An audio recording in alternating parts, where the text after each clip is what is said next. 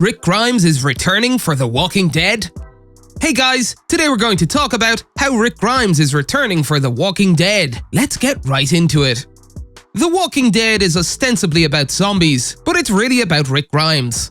Since the moment he awoke in that hospital, "Don't open it, inside I'm dead," Rick's desire to assist and protect others has pierced the cold heart of this undead franchise. Even 4 years after Andrew Lincoln left The Walking Dead, his character's journey continues to propel the narrative forward, whether it's Daryl going off to find his friend or Judith, Rick's daughter, carrying the torch for a whole new generation. Given all of that, it would have been strange to end the show without bringing Rick back, even if only for a brief cameo. And if Rick returns, Michonne must accompany him, because her story is now inextricably linked to Rick's, not to mention the show as a whole. Thankfully, showrunner Angela Kang felt the exact same way. So, how did this ideal version come to be? The final episode of The Walking Dead was a lot, and not just because of its length. If you want to know how the show ended, we've got you covered right here. But what happened after Daryl sped away into the sunset? Rick and Michonne appeared in dramatic lighting at the very end, just as we had hoped. Unfortunately, not together. Denai Guerrera's character appears to be still looking for her other half, just as she was when Michonne left the show in Season 10, Episode 13. Except she's closer to Rick than she's ever been. At first glance, you might think they're sitting around the same campfire, talking directly to each other, but it turns out that Rick and Michonne are not in the same place. They are instead linked by words written in a journal that they both have access to.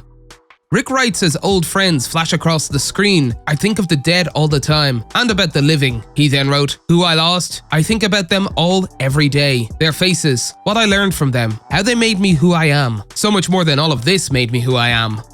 But who is Rick these days? Jadis had whisked Grimes away in a CRM helicopter the last time we saw him.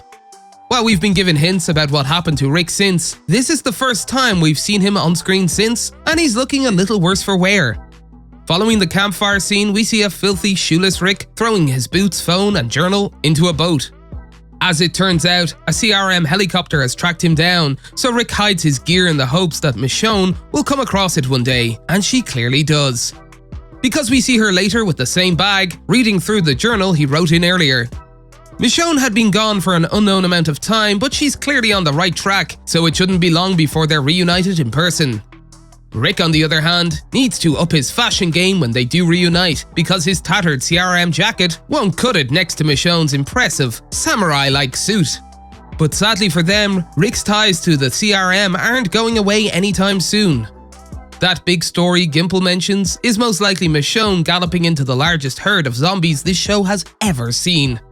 Meanwhile, in another time and place, Rick is approached by a CRM helicopter that demands he surrender before adding, "Come on, Rick, it's like she told you, there's no escape for the living." Rick's reaction? A grin. Not just any smile either, we're talking a big grin, as if he's just won the lottery or discovered his shabby hobo look is in this season. That's not exactly Mr. Grimes, and it's certainly not how we expected to say goodbye to him at the end of the show.